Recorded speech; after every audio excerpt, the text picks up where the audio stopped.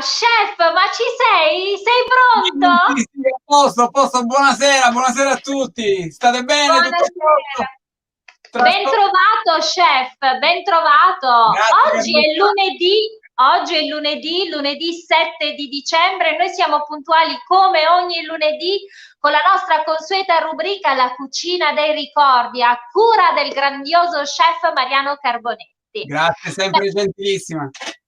Mariano, io devo dirti, chef mio, che quotidianamente, anche sai, per avere un po' delle idee di cose da portare a tavola, io entro sul portale nostro www.iocomprosiciliano.com dove oltre a tantissimi prodotti siciliani che porteremo e che potremo portare nella nostra casa, abbiamo anche una sezione dedicata alle ricette siciliane, quelle antiche, proprio quelle dei ricordi. E guarda caso, oggi l'ospite di oggi c'entra anche un po'. Perché? Perché tu hai fatto una selezione di antiche ricette e in questo appuntamento del lunedì, chef mio, hai fatto una cosa bellissima perché ci hai permesso di viaggiare in Sicilia e un po' attraversando tutte le province siciliane. E oggi dove ci porti, chef mio? Allora, oggi vi porto in una bellissima, stupenda provincia siciliana che è quella di Trapani. Stiamo così tornando per la seconda volta a arricchire le nostre conoscenze date appunto dai nostri professionisti del territorio e parleremo quindi di tutti quelli che sono i prodotti, i piatti, le ricette storiche di quel luogo. Con questo lo faremo con un grande personaggio. Con un grande personaggio. Io so perché già la regia, il nostro Paolo Gatto mi ha avvisato, è lì pronto, ma vogliamo dire un attimino, vogliamo dare qualche informazione, Certo, chef? certo. Allora, parlando della provincia di Trapani, diciamo subito che Trapani deriva dal greco drepanon, anche se volendoci soffermare su questo, i greci non la fondarono, non furono i greci a creare la città di Trapani, bensì gli Elimi. Gli Elimi furono tra i primi tre popoli colonizzatori della Sicilia, quelli che si trovarono stanziati già in Sicilia, già parliamo da attorno all'anno 1000 avanti Cristo, quindi immagina di quanto tempo è passato. Ma ci fu un susseguirsi di dominatori così come nelle altre province siciliane. Infatti troviamo i Fenici che furono importantissimi per la zona di Trapani perché ci insegnarono l'utilizzo delle saline e tu sai quanto il sale nella provincia di Trapani assume fondamentale importanza. Successivamente ci furono i cartaginesi, i romani, i vandali, i bizantini, popolazioni che si susseguirono fino ad arrivare a uno di quelli che fu i più, diciamo, lasciarono più il segno, gli arabi. Infatti li troviamo già nell'827 e ci insegnarono l'utilizzo delle tonnare, cioè proprio gli arabi ci lasciarono questo grande sapere, quello delle tonnare, perché poi dal tonno derivarono tantissime tradizioni proprio tipiche del trapanese. I Normanni e gli Angioini e arriviamo ci soffermiamo, perdonami, al 1282 quando sul territorio trapanese arrivano gli iberici, quindi gli aragonesi. Che cosa succede in questo periodo? In questo periodo succede che attraverso le loro esperienze, le loro conoscenze portate dall'America e dall'India, arrivano prodotti nuovi in Sicilia come il pomodoro, le melanzane e il cacao, che le ritroviamo successivamente rielaborati nei nostri piatti tipici. Infatti alcuni piatti che già esistevano, in aggiunta, aggiungendo questi nuovi elementi, si trasformano fino ad ottenere quasi l'immagine di quello che conosciamo oggi noi nei vari piatti. Così intendo per esempio le sarda beccafico, la caponata e tante altre.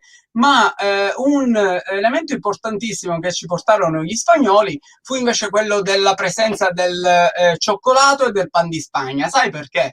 Perché fino ad allora la cassata, ad esempio, che è il nostro dolce classico tipico siciliano, non era così come la conosciamo noi, ma successivamente con l'introduzione di questi due elementi, che furono, ripeto, il cioccolato e il pan di Spagna, arriva ad avere quella forma classica che oggi conosciamo.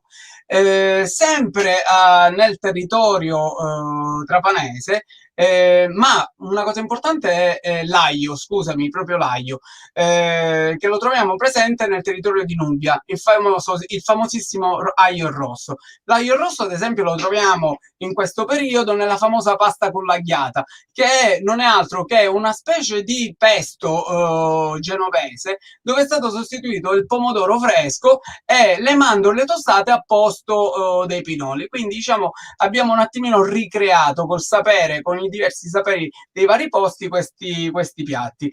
Ma l'aglio lo troviamo anche in un altro piatto importante, che è quello che è simile al gazpacho spagnolo. Ecco perché mi sono voluto soffermare su questo periodo.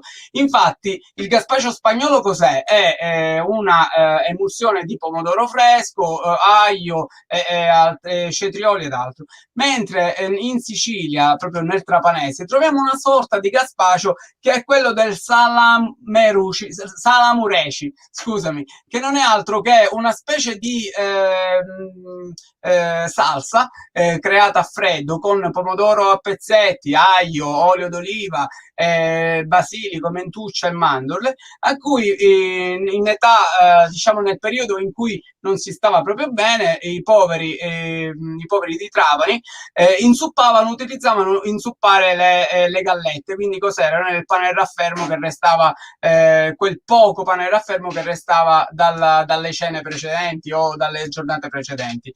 In questo periodo si avvia anche un'altra cosa importante, le massaie imparano, acquisiscono quelle che sono le conoscenze di quel periodo, quindi di quei piatti, di quelle nozioni, perché non ci portano soltanto gli elementi con cui comporre i piatti, ma anche le nozioni, ci insegnano quali sono i sistemi, i metodi di cottura. E lì le massaie si sbizzarriscono, cercando di emulare i piatti ricchi. Quali erano i piatti ricchi d'eccellenza in quel momento? Erano le famose ketos, l'elengado. L'elengado erano le famose soiole. Ma come le facevano le soiole? Una volta che non ce le potevamo permettere, non se le potevano permettere, non le potevano acquistare, andavano nei mercati del pesce e compravano le sarde che stavano andando a male e le mettevano a bagno con l'aceto, proprio per stonare quel fetore che purtroppo cominciava a emanare il pesce. Successivamente le passavano nella farina e le friggevano. In questa maniera, allargandosi durante la frittura, andavano a emulare quelle che erano le soiole fritte, un attimino per poter appunto emulare questi piatti d'eccezione. Ma cosa nasce? Nasce in questo periodo anche diversi piatti poveri, come ad esempio le frittate di patate, di carciofi, di tantissimi altri legumi, che non sono altro che le tortillas, quelle che troviamo nella cucina spagnola.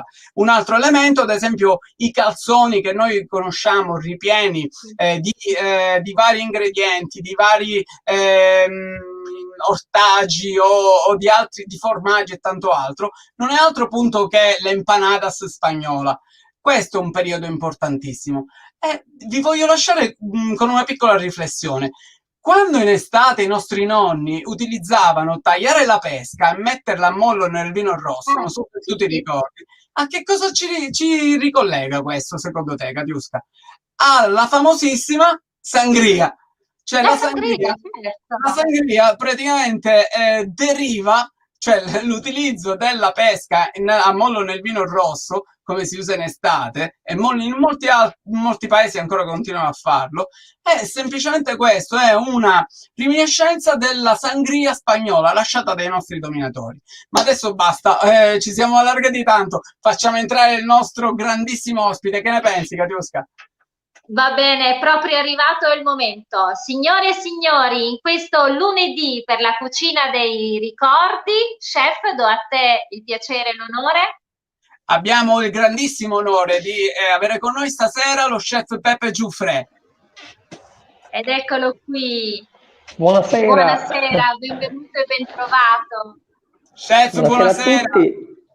Mi perdoni se mi sono permesso di fare questo piccolo cappelletto preambolo, diciamo, per introdurre la bellezza della storia della nostra cucina e trapanese in particolare. Ce n'è tanto, c'è tantissimo da dire sulla cucina trapanese. Ho voluto dare un piccolo accenno, semplicemente per accendere il motore della nostra discussione.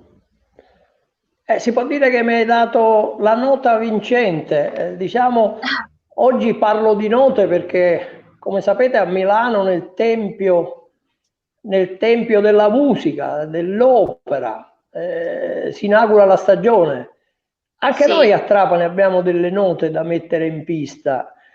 Poco fa la nota d'accesso, la chiave di lettura di tutto me l'hai data tu, perché parlando del 1282, che per l'esattezza è l'anno in cui Pietro III d'Aragona entra nella città di Trapani ed inizia quest'epoca longeva, che ricordiamoci che fino al 1860 Francesco II di Borbone ha rappresentato quelle che sono state il vero percorso spagnolo dalle nostre parti, che è la dominazione, o meglio, sono stati gli ospiti più longevi che abbiamo avuto. Considera che lì abbiamo avuto una Sicilia aragonese catalana, abbiamo avuto una Sicilia aragonese castigliana, abbiamo avuto poi una Sicilia borbonica spagnola, ma abbiamo avuto anche una Sicilia borbonica napoletana, che hanno lasciato un segno indelebile nella nostra cucina, perché figurati che il pomodoro fino al 400-500 non era altro che una pianta d'arredo. Insomma, poi grazie agli spagnoli è diventato questo muzzo, che dire salsa, o per meglio, se mi fate passare un termine siciliano, sarsa. A salsa è solo in Sicilia di pomodoro. Mi sentite? Sì, certo, ci sentiamo bene. Purtroppo non avevo un ritorno, e quindi di conseguenza questo aggancio a queste tue note straordinarie e storiche mi tocca l'anima, mi fa parlare in questi termini. Hai parlato di un piatto che mi sta molto a cuore, che è la caponata.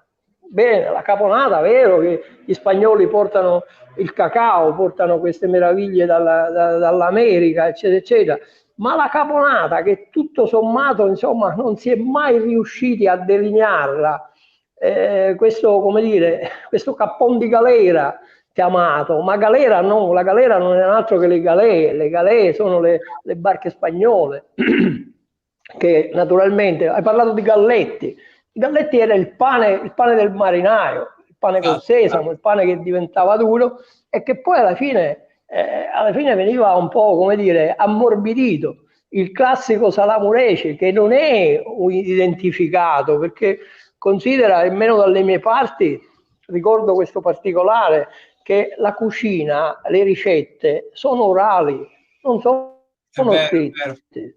Le massaie o chi cucinava all'epoca non è che scriveva, doveva cucinare, se doveva fare le fave, doveva pulire le fave, non poteva scrivere, insomma, quindi ragion per cui c'è questo tramandarsi che è bellissimo, e come non dimenticare quello che è l'accostamento tra, come dire, questa cucina un po' della Costa del Sol che si trasferisce dalle mie parti. Dico dalla Costa del Sol perché personalmente io ho fatto un educational proprio in quella parte tra Malaga e Marbella, ho girato gran parte di aziende agricole eccellentissime, cercando di capire anche la cucina di quel territorio.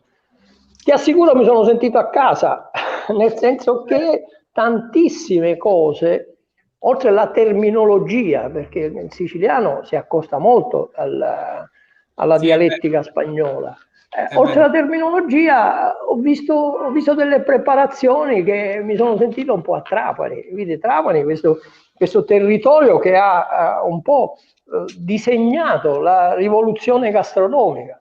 Pensate una cosa. Le volevo chiedere una cosa. Parlando di questo piatto che per me è veramente rappresentativo, il salamureci, è un piatto davvero eccezionale, perché lì si concentra il bisogno dell'alimentarsi della povera gente con l'utilizzo di prodotti locali, che praticamente è l'eccellenza, quello che si può ottenere al massimo. Le volevo chiedere questo, ma nella ristorazione del trapanese ancora continua ad essere offerto nei vari mercati? C'è un certo risveglio dal punto di vista, una sensibilizzazione su queste che sono queste grandissime ricette, che poi il salamurece, attenzione, il salamurece è stagionale, quindi tranne che so, l'aglio che tutto l'anno ti dura, in parte il pomodoro, pensa che nei periodi freddi il salamurece addirittura si faceva anche con gli agrumi, Sì. perché sostituivano parte di materia prima che non trovavi. Però lì è un discorso molto difficile da individuare, secondo me. Naturalmente, come tutte le ricette popolari, come tutta la cucina popolare che poi ha avuto questa evoluzione, perché poi, ripeto, la rivoluzione gastronomica, io cosa intendo? Intendo che l'uso e l'accesso di questi prodotti, perché all'epoca le cose care, tengo a precisare che erano solo le spezie, quelle che costavano tanto erano le spezie, la caccia o piuttosto le carni, ma non era affatto il pesce che poteva preoccupare. Mangiare una ragosta nell'800, nel 700 era la cosa più semplice che si poteva fare, non era una cosa costosa. Anche perché non si conosceva bene l'utilizzo in cucina e magari Ma veniva... l'utilizzo, le ostriche, noi eravamo terra di ostriche, le nostre isole erano piene di ostriche, ora non più, insomma, Vero, l'ecosistema è cambiato e quindi diciamo tutte quelle che noi oggi consideriamo della roba eccellentissima, una volta facevano parte della cucina povera. sì, è vero. D'oltrecanto la caponata ne è testimone, poi io sono anche di un parere che l'uomo si alimenta anche in base alla religione, quindi quello che era un po' il cibo penitenziale, perché naturalmente sai i frati, le suore per penitenza non potevano mangiare grassi e quindi Certo. ragion per cui la caponata è una di queste espressioni. Il cibo penitenziale comprende anche il salamoreci, comprende queste cose che a sua volta cambiavano anche da convento a convento, perché il convento era come se fosse i ristoranti gourmet dei giorni d'oggi. Ovviamente anche Perché da sola perché si i usava... conventi era quello che avevano la disponibilità economica per poter comprare cibo.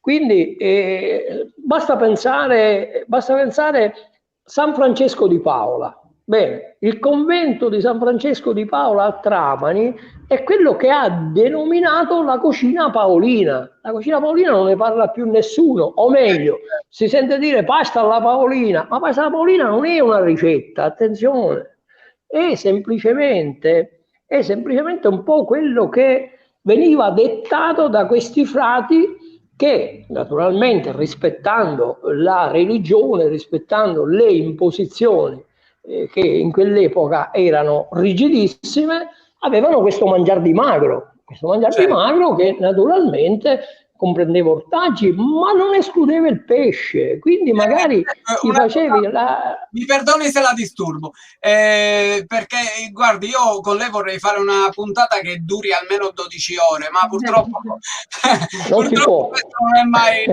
possibile. Io invece le Per volevo entrambi chiedere non si può. una cosa davvero che tocca le sue radici, quello del il maiale del mare, chef.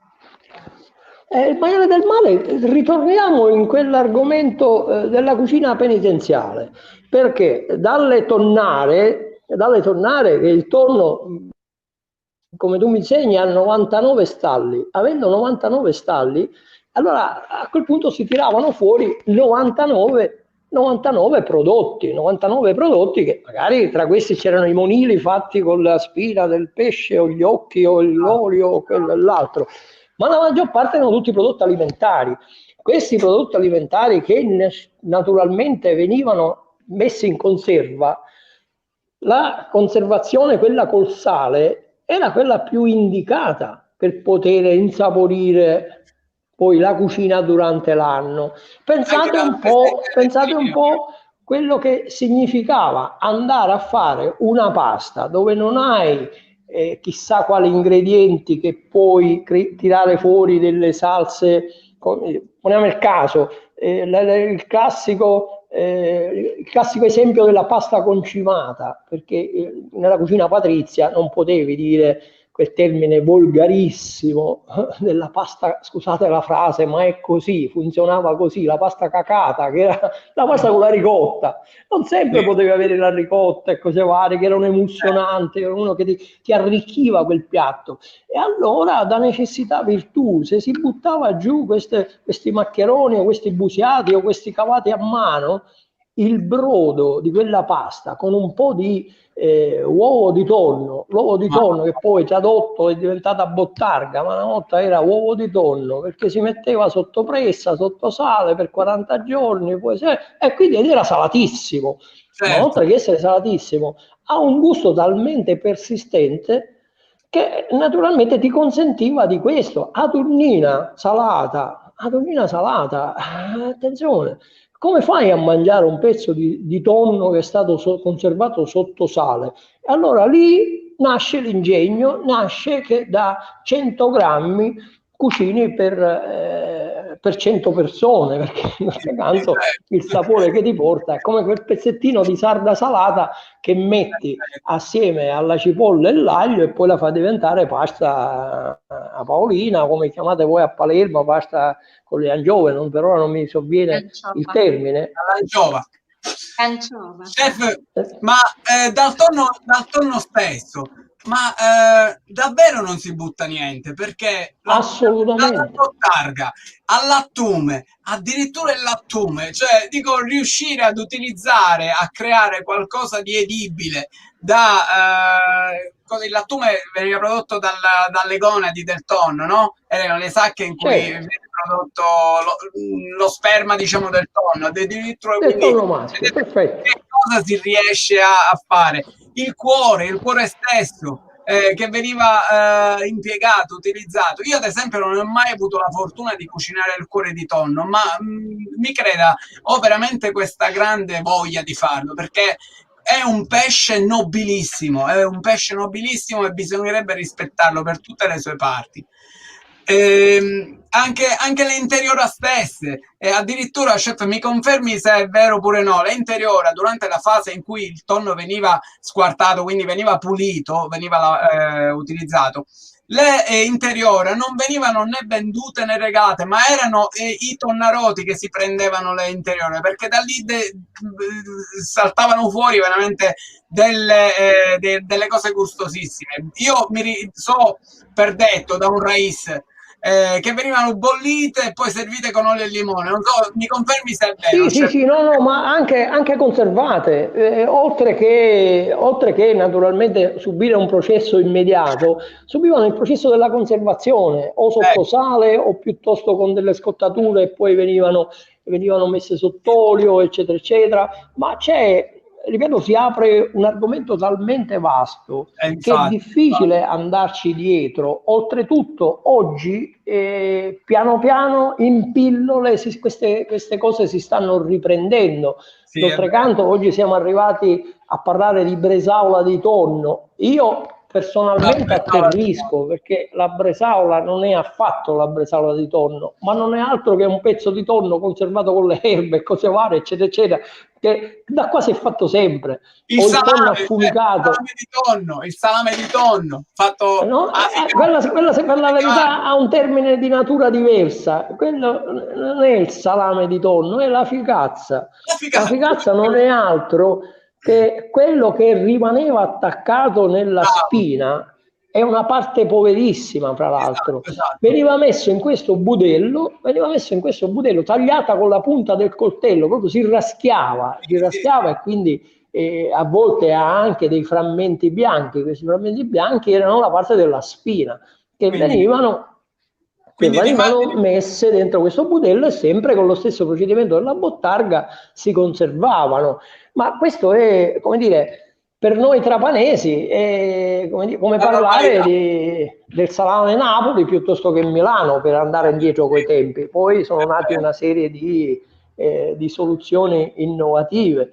Però il ritorno e sentire questo qua per me è musica per le mie orecchie, perché da 50 anni che faccio questo lavoro, quindi credo di avere dei ricordi molto vivi. E ritornando un po' al discorso precedente, cosa abbiamo? Abbiamo questa cucina di mare, chiamiamola, che dalle mie parti è religiosa, credetemi. Insomma, ci sono ancora persone anziane che riescono ad avere un'attenzione e una particolare dedizione a quello che è stato il mondo spagnolo dalle mie parti, che è impressionante. Pensate un po' che è una scoperta tutto sommato recente. Una scoperta recente, si parla di una signora che preparava delle tisane straordinarie. Sicuramente questa è una memoria storica che risale oltre, dal 1600 parliamo. E questa signora a Marsala preparava delle tisane con i semi di canapa. Vi ho detto tutto. E serviva nei banchetti spagnoli perché il mondo è girato sempre alla stessa maniera. Gli spagnoli hanno portato il banchettare qua, hanno portato fare delle cose sfarzose. Lo spagnolo aveva delle cene, delle colazioni straordinarie dove c'era un'abbondanza talmente vasta che lui si limitava solo ad assaggiare. Poi lo sguattero di cucina piuttosto che i lacchè del palazzo erano quelli che si abbuffavano. E allora loro, per aprire l'appetito, hanno trovato questo escamotage di usare i semi di canapa. Parliamo di cannabis, insomma, parliamo di qualcosa che è scioccante oggi, pensare come in quegli anni si poteva andare a fare, a fare queste cose. Oggi io mi sento, come dire, mi sento una persona straordinariamente privilegiata nel parlare con voi in questa trasmissione, perché tutto quello che noi ci stiamo dicendo fa parte un po' del tessuto quasi nascosto della mia città, con cui è difficile poterne parlare, perché Chef, oggi... ma il nostro obiettivo è proprio quello, riuscire a tirare No, fuori... un attimo, io a questo punto mi introduco perché lo devo fare per forza, chef Mariano e Peppe, grande chef, perché a proposito di riportare alla luce la storia, la nostra storia, la storia, perché poi è anche la storia, è il racconto di noi stessi, noi portiamo nelle nostre tavole ciò che noi siamo stati e siamo. Allora devo dire, proprio rispetto a questo progetto, rispetto a questo appuntamento fisso del lunedì, che è la cucina dei ricordi, a cura dello chef Carbonetti, ma devo dire, grande Peppe Giuffre, c'è anche un bellissimo progetto di Io Compro Siciliano, ma così come abbiamo già detto nelle scorse puntate non possiamo ancora dire del tutto di che cosa si tratta, ma c'è un progetto molto bello, molto grande. In cui c'è lo chef Peppe Giuffre, ovviamente. Esattamente. E quindi chef noi sicuramente la coinvolgeremo anche perché lei da sempre, l'ho appena detto, lei da sempre, cioè ha sempre creduto nel racconto della nostra cucina, mentre oggi diventa quasi l'eccezione, diventa quasi, no, il voler diventare un po' attenzionare noi stessi. Lei questo lo ha sempre fatto, anche in tempi non sospetti, anche quando si sponsorizzava una cucina che non era la nostra, con prodotti che portavamo a tavola, che erano prodotti immondizia. Oggi si parla di prodotti a chilometro zero, quando lei questo lo faceva una vita fa. Quindi capisce bene che in un discorso così come grande Mariano Carbonetti ogni lunedì ripropone le antiche ricette, questo vuole essere un grandissimo progetto dove raccontare la nostra storia e la nostra cucina. Io vi chiedo ancora scusa, vorrei salutare tutti gli amici che stanno scrivendo nel nostro live, soltanto qualche messaggio per dare un segno in questo pomeriggio che sapete essere anche un pomeriggio di festa e c'è chi in questo momento ci sta seguendo, quindi permettetemi di salutare. Abbiamo da Londra lo chef Andrea Geriri e buonasera, stasera Mamma mia, non riesco a leggere. Allora, mamma mia, che storie, dice lo chef Andrea Geriri. Tra l'altro Andrea è stato un allievo di Mariano Carbonetti e vive a Londra e naturalmente sponsorizza e cucina solo prodotti siciliani e cucina siciliana. Antonino La Barca, grande storico Mariano Carbonetti, quindi saluti per Mariano, sempre Antonino La Barca dice Mariano Carbonetti, grande magico prof, spieghi magnificamente, un abbraccio, quindi arrivano tanti messaggi. C'è il nostro amico Salvo Bucchieri dalla Francia, ci scrive, lui siciliano, buonasera a tutti, Sera Katiuska e chef, un grande bacio a te, buona festività. Salvo. Matteo Magro, buonasera a tutti e complimenti, grazie per essere con noi in questo momento che fra poco ci porterà, seppur ormai in una dimensione differente, con i nostri strettissimi cari, ci porterà davanti le nostre tavole per condividere questo primo momento di festa.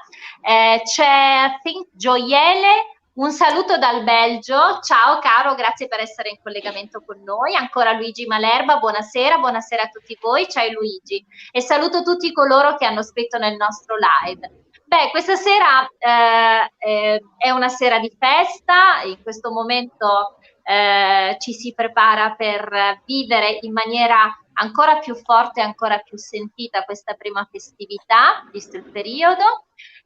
Sicuramente, e lo chiedo a questo punto a tutti e due gli chef, ma cominciamo dal nostro padrone di casa. Chef, cosa porti questa sera in tavola? Allora, io ho voluto intanto aiutare in questo momento un pochino critico, ma che passerà, se ne andrà sicuramente subito, quelli che sono i commercianti, quelli che sono i ristoratori. Quindi mi sono ordinato delle belle pizze a taglio e ho ordinato anche dello sfincione. Anche io, aiutiamo le nostre aziende, aiutiamo i nostri produttori, ristoratori, amici, partiamo da noi. Ordinate, se non l'avete ancora fatto e non sapete ancora cosa portare sulle vostre tavole, chiamate subito e aiutiamo i nostri amici ristoratori. Beh, adesso è ritornato chef. Eccomi. Ecco, ma cosa porta questa sera lei a tavola? Ma stasera immancabile dalle mie parti sono preparare le sfinge. Il giorno dell'Immacolata si mangiano le sfinge, non sono altro delle frittelline dolci, è qualcosa di straordinario, non solo, ed è anche un momento di apertura per quello che è il mangiar di festa. Il mangiar di festa sono queste carrellate che vanno, non so, immancabili sono i dolci, dal buccellato, i mustaccioli al vincotto, insomma, tutte queste cose che si iniziano a preparare perché sono dolci longevi, dolci che durano, e quindi iniziavano un po' le visite prenatale, e quindi ragion per cui e non dimentichiamo che in questa settimana c'è una ricorrenza straordinaria, c'è la Cuccia il 13 dicembre, parliamo di la prima festa, Nicola, 13 Lucia e 25 Messia, insomma, sono quelle cose che ancora oggi a me riescono ad emozionarmi, ed è ancora devo dirvi che domani organizzo una diretta di appena 8 ore, ed è una novena di Natale, una novena con 9 ospiti, dove ogni ospite porterà i suoi ricordi sulla tradizione. Ho imposto in queste dirette che andremo a fare con degli amici, senza nessuno scopo commerciale, ma quella di raccontarci le festività di una volta, in un momento così come dire nefasto, anche un momento così difficile, diciamo antipatico, perché io sono un positivo, dico sempre mi adatto, va bene anche così. Mi perdoni, ottimista, dica ottimista, molto, che è meglio. Molto. In un periodo così ho pregato 9 amici, gli ho detto venite, diciamo sempre nel rispetto delle norme, un'ora ciascuno a intervalli, e ci metteremo attorno. Io non mi sono programmato. Bellissimo. 5-6 dolci li faccio io, 5 e altri 4 dolci li fa una mia amica, e dedicheremo ad ogni professionista che interviene, o professionista, opinion leader, influencer, facciamo una sorta di presepe. Oggi nel presepe mi sta bene l'influencer, mettiamoci l'influencer, questa figura nuova, lo inseriamo nel presepe anche a lui e naturalmente purtroppo, vi devo dire, purtroppo io sono rimasto al presepe. L'albero di Natale mi sembra già qualcosa di un pochino sé, ma il vecchio presepe con bambinello spaventato, insomma, questo io lo trovo ancora nel cassetto dei ricordi e lo esco fuori in questo periodo e accendo lucette non prima dell'8 di dicembre. Non siamo americani, vi prego, non iniziate a novembre a fare Natale. Natale si fa dopo l'8. Prima entra l'Immacolata questa sera si prepara tutto. Questa bravissima, sera si prepara bravissima. tutto. E le luci si accendono domani. Però, no? Stasera Vi prego, le luci si accendono domani, le luci. Ok, allora io siamo arrivati ormai a chiusura.